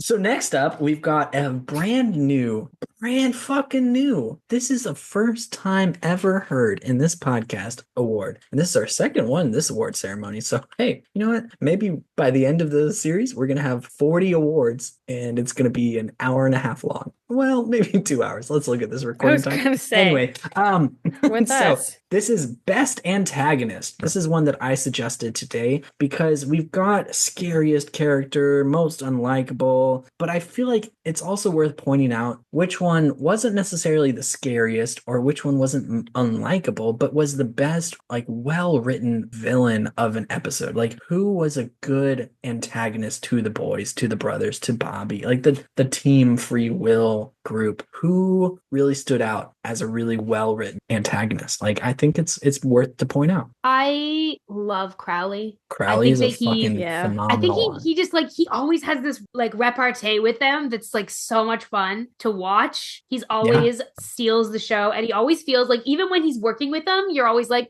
but I think you're really kind of an antagonist. Like, even when he's sort of their ally, he's also an antagonist, and I like very real. I really like love that about him. I have to throw out Edgar, the Leviathan portrayed by Benito Martinez. He was a really well done antagonist in the way that he was like uncompromising and without fear the entire time, and was just like, yeah, whatever, I'm gonna fuck you up, like, I got you. They dropped a car on him and he came back, and then, like, I don't know, there were so many moves where they like slashed his head off, or they like cut his arm, or they stabbed him in the chest, and he was like, you think this bothers me? Okay. It was just very well done. I really liked him as an antagonist. I like that a lot. He's really, again, for I think for some similar reasons with Crowley, like, is really compelling, really makes a lot of sense as an antagonist, really fun to watch, really well portrayed. Yeah. I'm going to Crowley was also my top pick, so I'm gonna go also with Crowley and add on to August's comments about that. I think that, like, not only the way that he antagonizes the boys is fun to watch, but also he is antagonizing Dick in this season. Oh yes, okay. And the way that he does that is like so intentional and entertaining. That's such a good take. Not just like, because we're not just picking the best antagonist against the Winchesters. We're picking the best antagonist overall. And I do agree that Crowley antagonizes both sides. I like that a lot. Yeah. I'm gonna shoot my vote over to Crowley. We all agree Crowley wins? Yeah. Unanimous vote. Yeah. Nice. For the first time this episode. All right. Speaking of Crowley, I guess we are going to move on to our best queer character or best LGBTQIA plus character. who fits into that category. Hey, shit. I mean, unspoken or spoken, which is mostly unspoken because Supernatural hates the queers. The CW. Fuck them. I think Crowley is worth mentioning for sure. Yeah. I think Crowley is definitely worth mentioning, but I think we have a clear I think let's Castiel? let's talk around the clear winner before. Okay, because there are some like good nominations. I do think Dean's I'm so sad about my boyfriend that I kept his bloody trench coat and moved it from car to car for months. It's and definitely deserve a nomination. Definitely deserves a mention for sure. I would also throw out Garth because he gives out big bisexual vibes. Such big bisexual energy. Because he talks about his special woman, but he's also like being very flirty with everybody around him. It's like, okay, yeah, icon, legend. Everybody loves a man in uniform. Let's go. Also Charlie. Well, okay, we were talking around the obvious winner, Sam. I'm sorry. Because we know we were saying Cass was the obvious winner. Oh, no. We were saying Charlie is the obvious. No, it's Charlie. Because Charlie's the only explicitly... That's true. You just are there any other winners, though? Like, I mean, are there any other nominees? Because I feel like that's a pretty solid group of queer characters in this season. Yeah. Crowley, Cass, Dean, Garth, Charlie. Yeah. And to no one's surprise, and I'm assuming this because how do y'all feel? Are we voting Charlie as the winner? Are we? I do think Charlie has to win this. Like, it's gotta be. She's just such a queer, like, iconic character. Yes. And she comes out with it so much a part of like her whole identity, and it's so unashamed. And I think the show also like does a pretty good job of like not like when they've had kind of vaguely queer characters or like even explicitly or like queer characters in previous seasons, there's often been this tone that's been a little bit like homophobic from some of the like writing or from other characters around. Like there's just a tone that's like a little icky.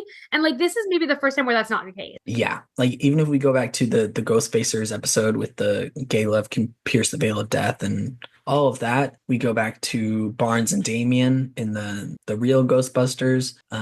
It's always been under a veil of homophobia for sure. This is the first time in my memory that it's been unabashedly supportive and unashamed of who Charlie is. Yeah. And I think that really exemplifies why Charlie needs to win this award. Yes. Because Felicia Day, respond to my tweets. Come on the show next season, please.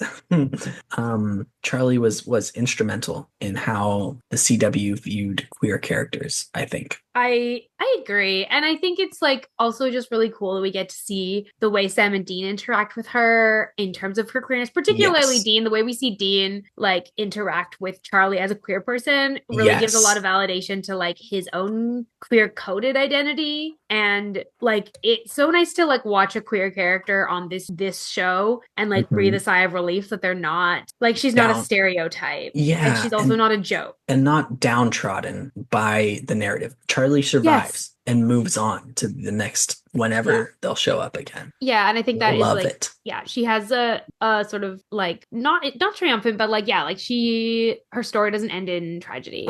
And like, you know, I think back to like season 2 when we gave most tragic character to Lily, who was our first explicitly queer character ever on the show, and we gave her most tragic character because her whole arc was around like queerness being literally lethal. And I think like we've come really far in 7 seasons. Like we still have a long ways to go. Like Supernatural is definitely not. We're not like really giving them like awards for like we're not giving them like awards for a bare minimum. But this is like really really nice. Yes, this is the best, in my opinion, the best queer character writing that we've gotten outside of Dean because he's very queer coded, but not explicitly. This is the best explicitly queer character that we've gotten written on the show overall. Which again is not to discount Mark Shepard and DJ Qualls' work as Crowley and Garth because they bring such an energy into their characters that is so real and visceral that you can't look at their character and not anticipate them as queer in some way. And I love that. And I respect the hell out of them for doing that.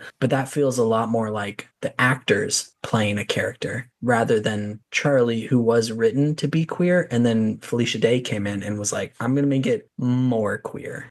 it feels different to me, and I love it. Yeah. Yeah, I think that is just that's a perfect way of summing it up. No, I think that's like a really lovely. That's all we can say about that. That's all we got. Secondary awards to Crowley and Garth for sure. The next award that we have is a favorite of ours, at least a favorite of mine, because it always promotes a lot of really interesting discussion. And that is the Best Hunter Award. And we differentiate this from the next award, which is sort of related. And this award goes to the best, who is like the character who's the best at like the process of hunting. That does not necessarily mean that they are the best at every single element of hunting, but like they are the best overall at like that process. Like once they know the creature they're hunting, they know the lore about it, they can perform the hunt the best. Yes, yeah. And it's not necessarily about who is the best hunter across like their whole everything we know about them. Like this is about who demonstrates that hunting ability the best in this particular season. Yeah. I think this season is actually a harder one to it's tough. There's not as clear cut of a winner this season, I think, as some other seasons. And we always debate this one a lot. This is a hotly debated one for sure. This is why we made the next category, is because I fought too hard for one specific character. Ironically, I don't have that character nominated for either of these categories. I don't think that character really demonstrates that this season. Exactly. Nope. I stuck to my guns and I made it work. My nomination this season is Sam, one who I don't think I have ever nominated for this category before. Wow, rude. What's your rationale here? I find this, I want to hear your argument for this because I was going to vote against Sam. Oh, yeah, I also I'm not sure how I feel about, I'm not sure. I just need some I was going to say, wait, okay, I'm going to put up my one against and then we can argue. For sure. Because I was going to say Dean and I was going to contrast Dean with Sam for reasons to pick Dean over Sam. And August, you were also going to put up Dean? I was leaning towards Dean. I was having a hard time because I was comparing Dean to like his previous seasons, and I don't think this is his best season as a hunter, but I do think of the hunters we get, he is the better one. What about Garth? Can we throw Garth on as a nominee? An honorable nom? No, to be fair, I think I think Garth is still developing. He's good in his second episode. His first episode, he's not the best hunter. He gets knocked out in both of them. So like, like all parts of him, he's really good at certain things, but the Winchesters, he needs the Winchesters both times, which is sort of the point. Yeah. But clearly not in a bunch of hunts before this, because we got mention of him back in like season 3 or 4, where Bobby is talking to him on the phone. I mean, to be fair, that phone conversation doesn't work out for the best because Garth calls him back and is like, no, not this FBI, the real FBI. Like, but Garth has like been hunting for long enough. He's kept himself alive. Successfully he's done still hunts. Around. He knows when to ask for help too, which I think is like a real strength of Garth as a hunter, which I think we talked about in his episodes. But I don't know that it makes him the best hunter. No, for sure. I just think he's worth mentioning. Yeah, honorable mention. I would also like to nominate/honorable mention Chrissy. Ooh, okay. Yeah, I think an honorable mention really fits here. I feel like she shouldn't win it because she's not experienced. She's not really a hunter. Like if she went on one hunt. She showed she had skills, to deal with another one as a hunter's kid on her own. She was a badass on that hunt, and she was strategic and smart. She kicked ass for sure. So, but if she had to deal with any other type of monster, she I think that she needs more experience. Yeah, obviously. I would love to see where Chrissy goes from here. Chrissy's the type of nomination that I think could win in one season or two. Like, fuck yeah. Give her a year of experience and learning shit. And exactly. Yeah, Chris is going to win this over Sam and Dean for sure. Yeah. Because Sam and Dean are too distracted by so many other things going on. It's real. Okay. Okay, make your case for Sam. Speaking of, the major point that I have with Sam is that even though he has the literal devil in his head distracting him all the time, 8 times out of 11, he is able to determine what is real and what is not based on Dean, sure, but he also pulls through that to get through the hunt, get through what he needs to, and he is the one of the 2 brothers who is like, hey, we know how this Bobby situation is going to work out. We need to say goodbye and move on from it. Otherwise, he's going to turn vengeful, and we need to stop that before it happens. And then when they realize it does happen, Sam is the one who goes and confronts Bobby as he is possessing someone, which any other time that Sam or Dean would run into a ghost possessing a human, which I don't think we've even gotten a big example of before, but if they knew that a ghost was possessing a human, they would be like, oh, okay, we gotta get rid of that ghost right fucking now. With Bobby, Sam goes up to him in person and is talking to him, not trying to use any tips and tricks, and is like, hey, I can convince you how to get out of this. I can talk to you. I can get you to back off, because he doesn't want to just outright stab the victim, because he knows that that victim is a victim. I don't know. He really stood out to me as the premier hunter this season. It's a really interesting argument, because it's like based on like not just his skills, but it's based on like what he is, like what his skills are sort of being limited by. Yeah. And going like, given all of the circumstances, given all of the challenges and his ability to overcome them, that's where he's really strong, which I think is like a good argument. Especially because like he's had to deal with Lucifer many a time, right? Like he's had to learn how to deal with reality not seeming real multiple times, and he's gotten a lot better about figuring out what that reality is, whether it's honest or not. He comes by it in a decent way.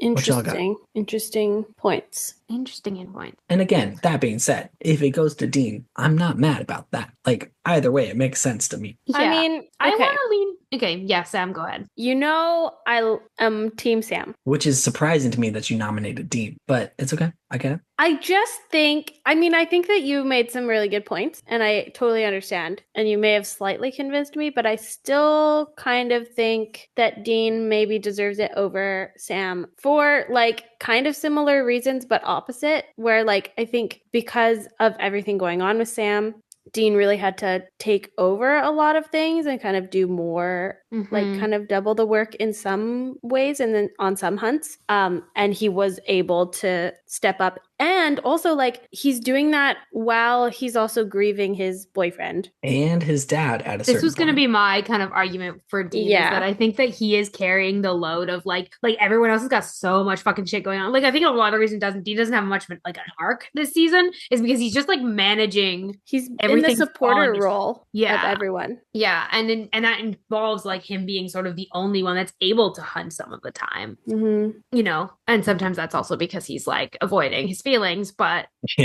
classic. You know, I also think he, like, we think about like his taking the lead on things like working with Frank and some of the stuff with Kevin, and like he gets Cass on their team, which is like pretty essential to the hunt. But and like I would argue that relates more to our next award rather than this current award as a hunter. Somewhat, convincing someone to be on your side. Yeah. But I think he still does the hunting part as well. No, I think that's still because you're still out in the field when you're doing it. That's true. I think he does both. Like I think he does the networking, but I also think he does the actual hunting. Especially because you know that this cast would be an asset in the hunt that you are partaking on. Yeah, no, I think that's fair. You're right. Like I get your argument though. Like your no, at a base level, sure, but the reason he did it was because of the hunt. Yeah. And it's not so much he's because of a specific hunt, so like his hunting skills specific. Whereas networker, I feel like, is more about making sure you're covered in all assets. Yeah, and also providing that sort of assistance to no, that's a wider audience. I don't have a You can stick to your guns. It's okay. No, well, I'm gonna stick to my guns for sure. I thought I had a response to that, but I kind of forgot it over that networker versus hunter. Sorry. Buckle. No, it's fine. I just really think that Sam pulled it out, and I think Dean is gonna win the final award of the season. Really? I think so, in my opinion. I mean, I do think it's, I think that you might. He's not who I'm going to argue for, but he's the person I think is going to win. I don't know. I'm not sure that he's the one I would argue for. Okay. So I'm voting Sam. Whoever y'all vote is up to you. I'm sorry. I have to stick with Dean on this one. Okay, Sam, tiebreaker. Yeah, I'm sticking with Dean too. Okay, there we go. Dean. Dean was my vote in the first place. I know. You just didn't want to end up in the tiebreaker's position.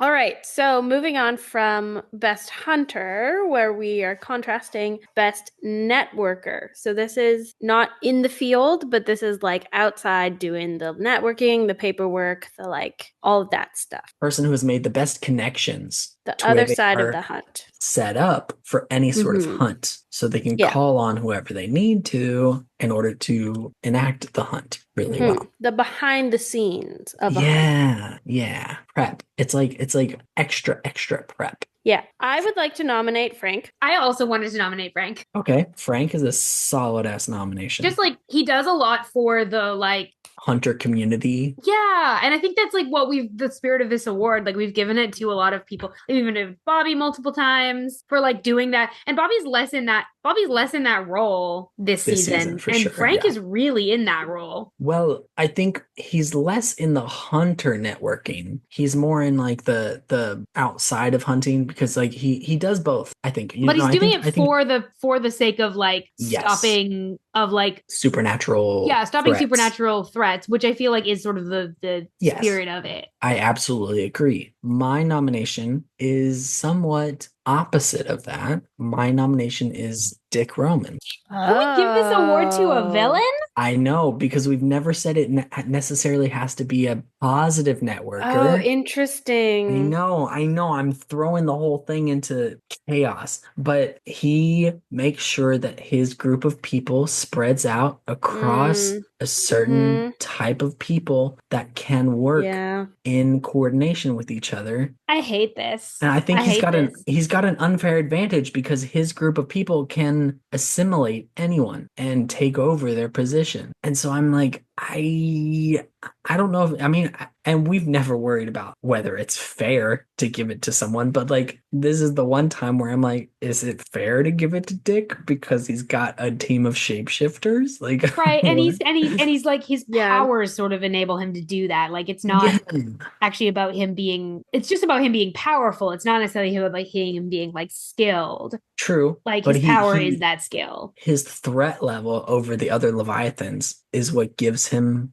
that ability. I think it's because he's the first Leviathan. I think it's because he's like essentially like the alpha Leviathan. He's the alpha Leviathan. I don't know. That's a really good point. Debatable one. It's a decent ass moment. Are there any other networkers in this season? Okay, I feel like minor ones, but not like the best. Yeah, because I think you can give some arguments for Dean. You can give some arguments for like Meg, even Charlie a little bit, like Crowley. But like I don't think any of those really come to the level of like Frank or Dick. I agree. Frank or Dick are the real. Call in our tiebreaker again? Yeah, I think this might be a good one to do that.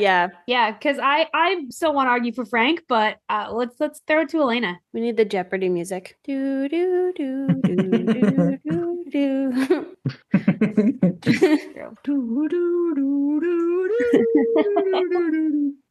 Oh, Elena's calling. Never mind. Oh, did you want me to hop on the Zoom call or? Oh, no, don't even stress about that. We just have one tiebreaker. Find something new. And by the way, Elena, you are here on Saving People Queering Things. It's our season 7 award show. Whoa. Just have to make sure you know. Elena is not like like on Elena the show doesn't constantly. Know what's going on. Yeah, exactly. Like Elena doesn't know exactly. You're caller number 1. Okay. So we've got 2 awards left. So like we're almost at the end. Okay. So it's really welcome. They're welcome to. Sorry. You're absolutely welcome to if you want to.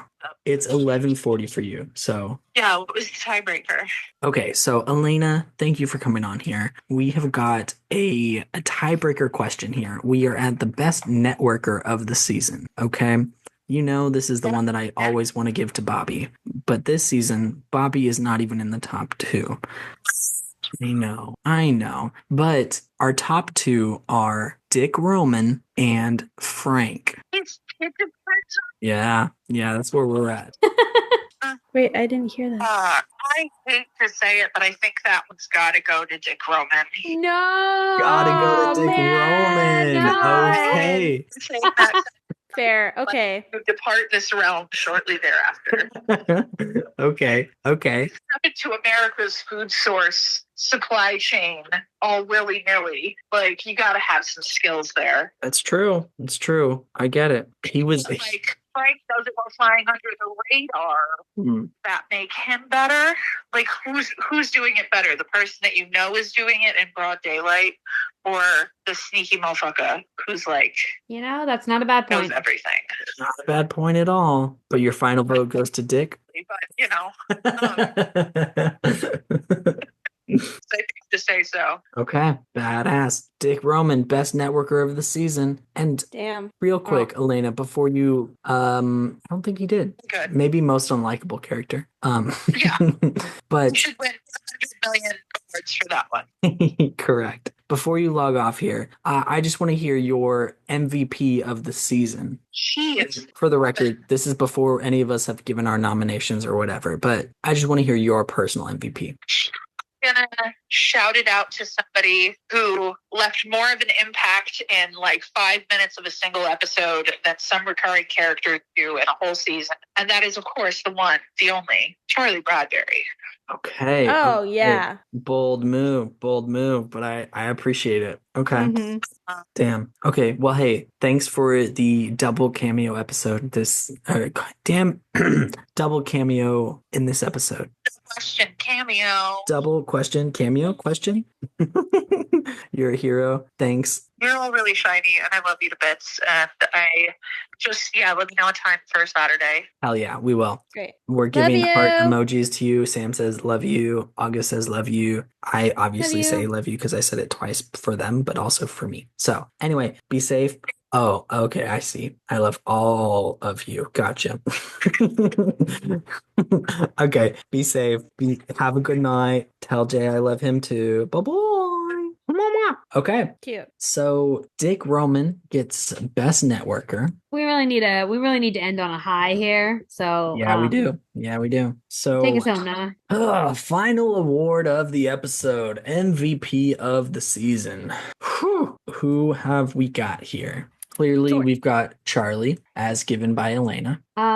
Hit us with it, August. Hit us with it. I've got to argue for Dean. Dean. Okay.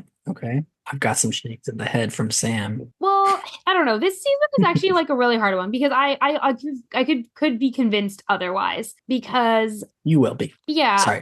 That's fair. I struggled with this one a little bit because I think it's like a really different season from ones that come before it, and in a lot of ways, like very much it's hard to name a character that the season really revolves around, like other than like the season revolves around like the storyline of the Leviathans, and really like they take him down through a combination of like skill and luck and like really collaborating with Rowley and Cass and but I do think Dean is often the linchpin that holds those relationships together, and that's going to be why I'm going to argue him, is because he's actually kind of at the center of a lot of those like dynamics. Like he's at the center of the Dean and Sam like dynamic that's really essential to the season, and of the Dean and Cass dynamic, and of the Dean and of the like Team Free Will and Crowley, and like we see his relationship with Meg evolve. We see his relationships with like other side characters like Charlie and Garth and Jody and like and Bobby. There you go. Thank you. Just like I think he's sort of at the center of a lot of those dynamics, and but I could be convinced otherwise. I'm gonna need to hear a good argument, but I can be convinced otherwise. No, and that's muted. A really solid argument as to why Dean deserves it, for sure. Me personally, I'm gonna have to vote Bobby because he is so instrumental to the first half of the season, trying to figure out what the Leviathans mean, what they are, what they could represent, how they could potentially be defeated. Mm-hmm. And then he spends his last moments in the living world trying to give them a clue to what it could be. And then he spends his first 8 episodes as a ghost, giving them hints behind the scenes about where they should go for the next clue and where they should go for here and that. And he guides them through the whole plot line of the season, basically. And then even once he becomes, visible as a ghost, he still helps them. He like figures out a way to get inside Dick's stronghold, and he figures out like, hey, we could do this, we could do that, and Sam and Dean fight back on that because they're like, well, we don't want you to go in there alone. And then Bobby figures out a way to go in alone with Charlie. So it's like, I got you a bunch of clues that you couldn't get beforehand. And what are you going to do about it? Be mad that I gave you an advantage? What's up? He even holds off Dick and another Leviathan from killing Charlie, who was very instrumental to the boys' success. And if Charlie had died in there, the boys would have never forgiven themselves for that. That would have sucked. That's true. You know, and like that's not a bad argument. It's not a bad argument. Sam, what about you? I don't have any nominations because you already did them all. Okay. All 2 of them. Well, sorry, August. I don't agree with the Dean choice. It's fine. I think that Charlie and Bobby are both really good choices. Charlie's in 1 episode. I don't think you can call her the MVP of the season. She's in 1 episode. I'm sorry. No, August, deadpan that I expected, but like she's in 1 episode. August, you can't call her MVP of the season. Going to pick Charlie. I was saying then you have to say Dean's also a good option. Dean is a better option than Charlie. Okay, Dean's a good option, but I'm gonna say I vote for Bobby. Okay. Noah's having an attack of some sort. Guys, are we being real right now? Did Bobby just win MVP of the season? I feel like Noah deserves it. I feel like Noah deserves it. I'm not sure if Bobby does, but Noah definitely does. I'm saying it as like, this is like a tribute to Bobby. So it is because Noah deserves it. Because of Noah, for sure. I'd like to thank the Academy and the CW, but mostly Jim Beaver. This has never happened. Ever. Probably like 4 awards this season. I know. Don't even kid. 1, 2. You know what? It's his last one. Give it up. 4, 5. Oh, and I'm really not upset about it. It's just quite fun. Oh my god! Anytime someone wants to be introduced to the podcast, I'm gonna give them this episode because this is Noah's episode. Noah's just victory lapping all around this. Oh my god! But they won't get it if they haven't heard how hard I've fought. No, it's really like the culmination of many episodes of you showing your love for Bobby. Thank you, Sam, for that bow on top of it all. Dean has won plenty of awards in our history, and I'm not saying that he didn't deserve this one. I'm not saying that. I agree. I'm not actually being that salty. Fuck. Okay, well, hey, that brings us to the end of our award segment for today. Woo! Our gravity this year was Bobby. Crazy. And you know what? Now that we've reached the full end of the season, make sure to check out our website, queeringthingspodcast.com.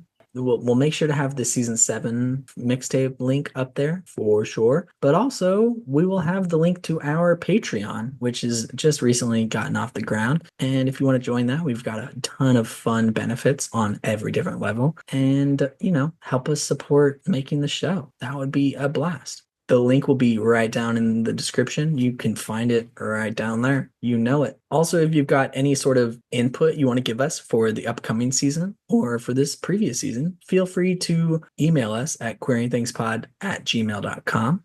If you want to give us any blessings, any sort of questions, theories, mixtape suggestions, or just general ideas about upcoming episodes, hit us up there because we would love to have more input from our listeners.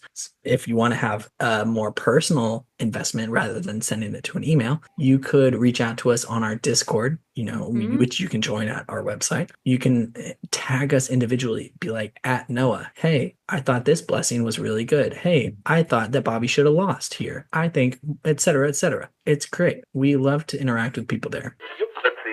And speaking of, that's all that we've got for you today. So thank you all so very much for joining us for the entire season 7. We're done season 7. We're done, guys. Oh my gosh, we're moving on. Wow. We are all so excited to have you all with us as we jump into the much beloved season 8. Yeah. Cannot wait. So yeah, if you like this episode, make sure you're subscribed wherever you listen to podcasts. And now is a great time to share the show with your friends. Also, if you haven't taken a chance yet, go and check out our Queering People Saving Throws, which is our D&D adventure, which is us, our main crew, along with KJ of Supernatural Opinions. It's so much fun. and you should definitely have a listen. Be sure to ride along with us next episode, which, by the way, we're going to take a week break due to the holidays. We are going to come back January 6th to have our season 8 premiere. We're gearing up for a brand new, super exciting season. Time of predictions, chatter, and theorizing for the ages. You'll love it, I guarantee. We need to talk about Kevin through the theme of family coming January 6th. Amazing. As always, thank you all for coming along for the ride. And for the last time in season 7, we wish you a peaceful road until we meet again.